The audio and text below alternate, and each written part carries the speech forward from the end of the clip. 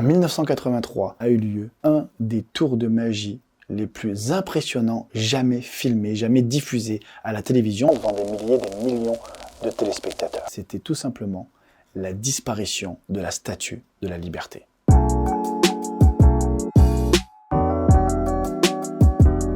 Petite vidéo en studio, merci à tous d'avoir été très nombreux à regarder les vidéos des semaines passées. Vous êtes de plus en plus nombreux, ça fait grave plaisir. Je pense notamment à la vidéo Loup-garou sous hypnose que vous êtes allés voir en masse. N'hésitez pas à continuer à aller la voir si vous ne l'avez pas encore vue. Elle est vraiment goldée cette vidéo. D'ailleurs, on est en train de réfléchir, pourquoi pas, à un épisode 2. Et en attendant, on est de retour ici dans le studio. Pourquoi ? Bien parce que j'ai plein de choses surprenantes à vous apprendre sur la magie. Mais avant que cette vidéo ne commence, n'hésite pas à t'abonner et activer la petite cloche pour être prévenu de toutes les prochaines sorties.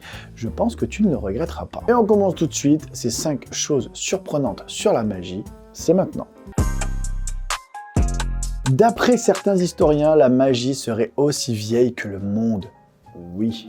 En effet, certaines gravures et dessins rupestres semblent attester de la présence de magie dès la préhistoire. Alors bien sûr, c'est pas des tours de passe-passe avec des cartes ou quoi que ce soit, hein, c'est principalement des rituels religieux. Et à cette époque-là, et même un peu après, il faut savoir que la magie était considérée comme un don. C'était pas considéré comme quelque chose qu'on peut apprendre, comme on le fait là tous les jours. Les gens qui ne faisaient pas partie du milieu pensaient que c'était des pouvoirs surnaturels. Pourtant, la preuve que dans des temples de la Grèce antique, il y avait des trucages qui étaient mis en place par les grands prêtres pour donner l'illusion d'eux. Et c'est ainsi qu'au 1er siècle, Héron d'Alexandrie, c'est un mécanicien, mathématicien, ingénieur, enfin le mec était multicarte quoi, relate des trucages mis en place par les prêtres pour asseoir leur autorité, leur crédibilité. Ainsi, on pouvait voir du vin qui coulait à la place de l'eau dans les fontaines, grâce à des petits réservoirs cachés, dissimulés et des dérivations en dessous. On pouvait voir des portes de temple s'ouvrir grâce à des systèmes de sabliers qui tombent dans des paniers, qui déplacent les portes, ou même des flammes qui pouvaient sortir de vases en mélangeant des grains de potassium avec de l'eau, enfin des petits systèmes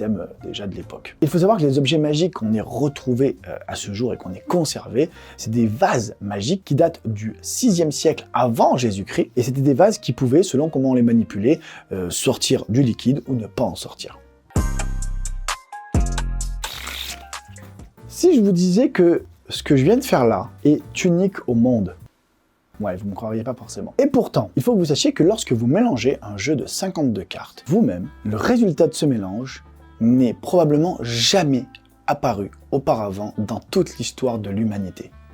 Waouh! C'est ce qu'on appelle vraiment unique au monde. Pourquoi? Eh bien tout simplement parce qu'un jeu de cartes de 52 cartes est constitué de 52 cartes. Yes, bien vu. Le calcul pour compter le nombre d'ordres de cartes possibles qu'on peut faire avec un jeu de 52 cartes, c'est tout simplement 52, le nombre de cartes, fois 51, fois 50, fois 49, fois 48, fois 47, et ainsi de suite, jusqu'à arriver à 1. En gros, pour ceux qui sont calés en maths, un jeu de cartes peut se mélanger de, écoutez bien, 8,06 fois 10 puissance 67, ce qui fait un nombre astronomique. Et j'ai bien compris que vous n'avez pas forcément envie de le calculer, donc je vous pose ce chiffre ici. Wow.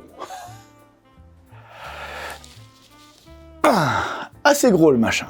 Je vais vous dire, je serais incapable de prononcer ce nombre. C'est un nombre à 68 chiffres. Je sais même pas ce que ça fait. Dites-moi en commentaire si vous connaissez le dénominateur. Tu vois, je connais les milliers, les millions, les milliards, les billiards, les trillions, enfin tout ça. Mais je ne connais pas le mot pour 66 chiffres dans le même nombre. 2 informations cependant pour bien comprendre la quantité de possibilités de mélange possible avec un jeu de cartes. C'est que, premièrement, si l'humanité tout entière, depuis les 10 000 dernières années, mélangeait à raison d'un mélange par seconde, chaque individu, eh bien, on n'aurait atteint qu'une quantité infime de la possibilité de mélange possible. Et la deuxième chose, une chance sur 139 millions, c'est le nombre de chances que vous avez de gagner au loto. Une sur un nombre à 9 chiffres. Là, on parle d'un nombre à 68 chiffres. Alors moi, si je peux vous conseiller un truc, plutôt que d'essayer d'avoir 2 fois le même mélange, mettez-vous au loto. Laissez-moi vous parler d'Harry Houdini. De son vrai nom, Eric Weiss, est un magicien autrichien qui est né en 1874. Pourquoi je vous parle d'Harry Houdini? Parce que c'est sans nul doute le magicien le plus célèbre. À son époque, tout le monde le connaissait. Encore à l'heure actuelle, ce nom ne vous est pas inconnu. Son nom est synonyme d'évasion, de sa capacité de pouvoir s'échapper de situations impossibles. Il est même allé pour acquérir une plus grande notoriété jusqu'à lancer un défi à la police de Chicago en 1898 en leur disant qu'il était capable de s'évader d'une de leurs cellules en moins de 30 minutes. Les amis, vous me croyez pas, mais il en est sorti en 3 minutes. Si je vous parle de lui, c'est pas pour rien. Il aimait lancer des défis, que ce soit à la police de Chicago ou même aux autres magiciens. Et il affirmait qu'il pouvait déceler le secret d'un tour de magie de n'importe quel magicien en moins de 3 essais. Et c'est vrai que toute sa vie, des magiciens sont venus vers lui et lui ont fait des tours de magie, et à chaque fois, Harry Houdini a réussi à trouver le secret, à expliquer le secret. Mais un jour, se pointe devant lui un jeune magicien, âgé d'à peine 17 ans. Ce magicien lui fait un tour de magie 1 fois, 2 fois, 3 fois, 4 fois, 5 fois. Il est allé jusqu'à lui faire 7 ou 8 fois le même tour de magie, et Harry Houdini a été incapable de trouver le secret, de savoir comment ce tour de magie marchait. Ce jeune magicien, âgé d'à peine 17 ans, s'appelle Dave Vernon. Et rien que de prononcer son nom, j'ai des frissons. Dave Vernon, un des meilleurs magiciens que la Terre n'ait jamais porté. Pour le coup, moins connu qu'Harry Houdini ou d'autres magiciens. Mais la publicité a été faite ce jour-là pour Dave Vernon. Dave Vernon est devenu l'homme qui a trompé Houdini. The man who fooled Houdini.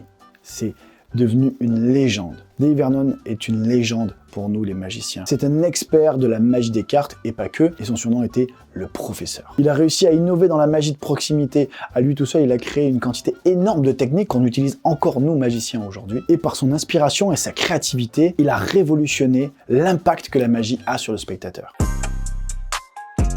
En 1983 a eu lieu un des tours de magie les plus impressionnants jamais filmés, jamais diffusés à la télévision devant des milliers, des millions de téléspectateurs. C'était tout simplement la disparition de la Statue de la Liberté. David Copperfield est un magicien américain né en 1956 dans le New Jersey. Et c'est lui qui a tenté cet exploit. Il faut savoir que selon le magazine Forbes, David Copperfield est le magicien qui a connu le plus grand succès commercial de tous les temps. David Copperfield a à lui tout seul 11 records du monde vis-à-vis de ses tours de magie. Ce jour-là, la disparition de la Statue de la Liberté représentait un défi énorme pour le magicien, puisque ça sortait du cadre des limites d'un théâtre et que ça s'attaquait à un des plus grands symboles américains.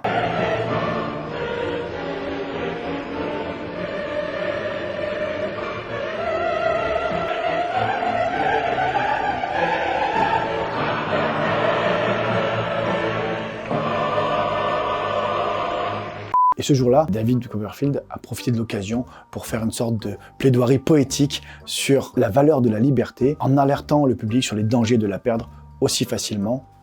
Ce serait pas encore d'actualité, ça.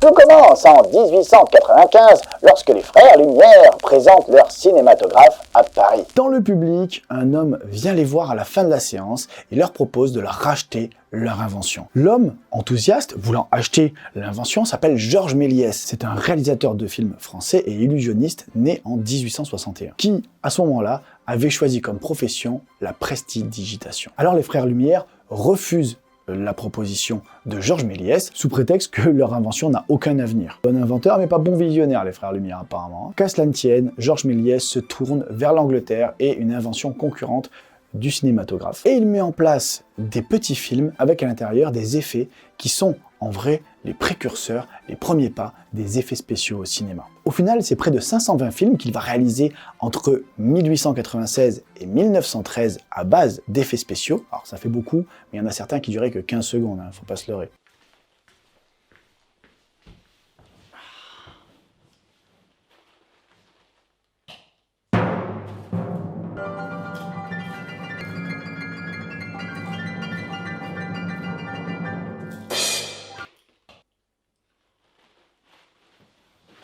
Franchement, il était bien ce film.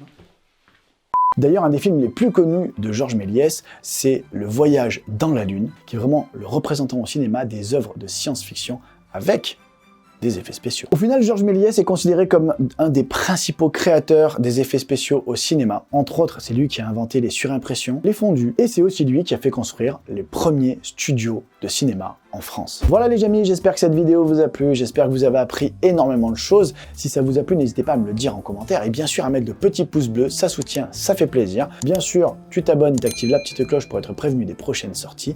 Puis moi, je vous dis à très bientôt sur les réseaux sociaux, sur une prochaine vidéo. Ciao, ciao.